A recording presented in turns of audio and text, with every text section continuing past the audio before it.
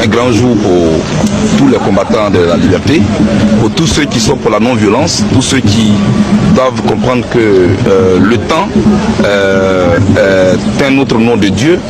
Et comme le disait Abraham Lincoln, on ne perd rien de précieux en attendant son temps. Les Noirs américains ont mené un combat de près de 54 ans de lutte. Et la victoire de Barack Obama étant la victoire du temps sur les raccourcis, je pense que tous ceux qui ont été les pionniers de cette lutte doivent être une source pour nous. Alors nous avons invité Jesse Jackson, nous le précisons pas pour parler à un clan, mais pour parler à tous les Ivoiriens, parce que nous pensons que nous avons besoin de cela avant les élections.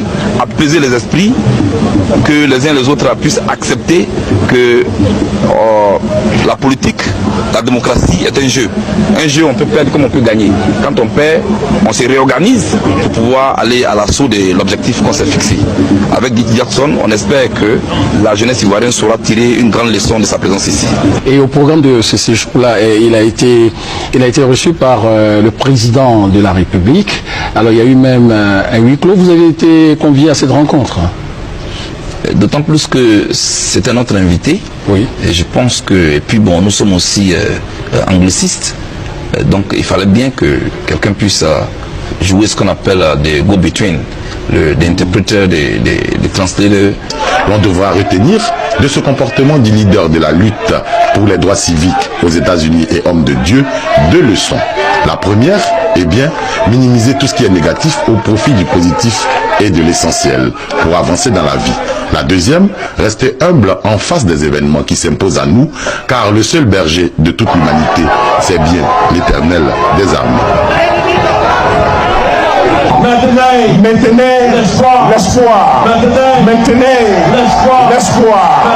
Maintenez l'espoir. Maintenez l'espoir. Maintenez l'espoir. Ceci est votre jour, votre joie, votre victoire.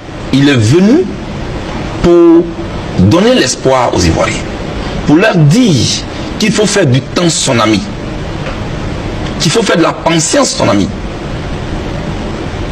Il faut inscrire son action dans le temps. On peut perdre, ce n'est pas la fin du monde. On se réorganise et on se relance au challenge. Voilà ce que ce monsieur est venu nous enseigner. Et lui-même est un symbole. Vous savez très bien que Jesse Jackson a été candidat aux primaires en 88 au sein de son parti. Cela n'a pas marché. En 2004, la même chose. Mais Jesse Jackson continue toujours. Et il a soutenu Barack Obama. Et le jour de l'investiture de Barack, Jesse Jackson était dans la foule en train de pleurer. Même pas au premier loge. Être capable de planter un arbre et être heureux que d'autres personnes puissent profiter des fruits de cet arbre. Et de l'ombre aussi de cet arbre.